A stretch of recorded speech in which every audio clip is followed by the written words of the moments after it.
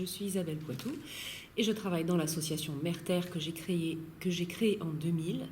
Et nous sommes spécialisés sur la caractérisation scientifique des déchets en milieu aquatique. Disons, ce sont les sciences pour la société, donc on est dans le thème. Alors, je suis venue parce que j'ai trouvé très intéressant de rencontrer des chercheurs et des décideurs et également des représentants de la société civile pour réfléchir ensemble sur comment mieux être en relation et améliorer l'opérationnalité sur le terrain. Voilà, qu'on soit plus opératif. J'aime le mot opératif, c'est pour ça que je le cherchais. C'est une idée d'efficacité devant l'urgence de la situation. Et je trouve qu'on a besoin de co-créer ensemble des nouveaux modes de fonctionnement et de relations. Les associations, et je suis chercheur, hein, j'ai un doctorat sur la thématique des déchets en milieu aquatique, mais j'ai créé une association parce qu'il n'y avait pas de laboratoire spécialisé dans mon domaine, et je travaille sur les macro-déchets, donc solides et visibles. On sort du micro facile pour les scientifiques d'appréhension. Et finalement, mon statut d'association manque de reconnaissance. Et je sens vraiment parfois même de la condescendance. Donc ça a été un long combat. Aujourd'hui, je sens que l'association est quand même assez bien reconnue aujourd'hui, mais ça a mis du temps.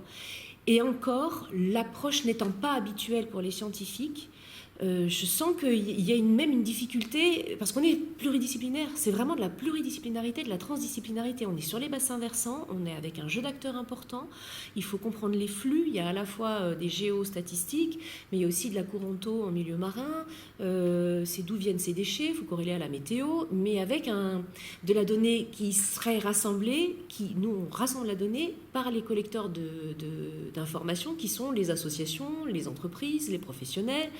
Et c'est des sciences participatives, mais les scientifiques doivent se saisir de ces données-là pour qu'elles apportent une caution à nos travaux et qu'elles soient entendues par les décideurs, qu'elles soient reconnues comme justes et que des moyens ensuite soient mis en œuvre pour réduire et agir vraiment à la source du problème. Je sens une volonté commune, je sens de l'intelligence.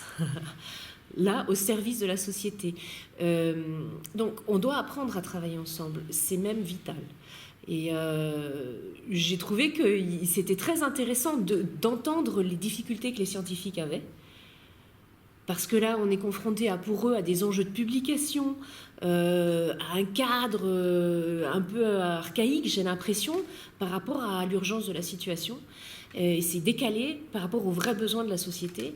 Et il y a un gros coup de pied peut-être à mettre dans cette fourmilière-là parce que c'est indispensable, c'est utile, c'est vital. Il faut absolument que le système bouge parce que nos scientifiques, on en a besoin. On a besoin d'eux pour qu'ils nous apportent de l'information que les décideurs entendent, que les entreprises et que les financeurs entendent pour qu'on aide à la mise en œuvre de plans d'action et surtout que l'information et la connaissance qui est rassemblée par ces chercheurs soit entendable, soit pédagogique, qu'il y ait une traduction grand public et jeune, pour les jeunes aussi et pour les entreprises.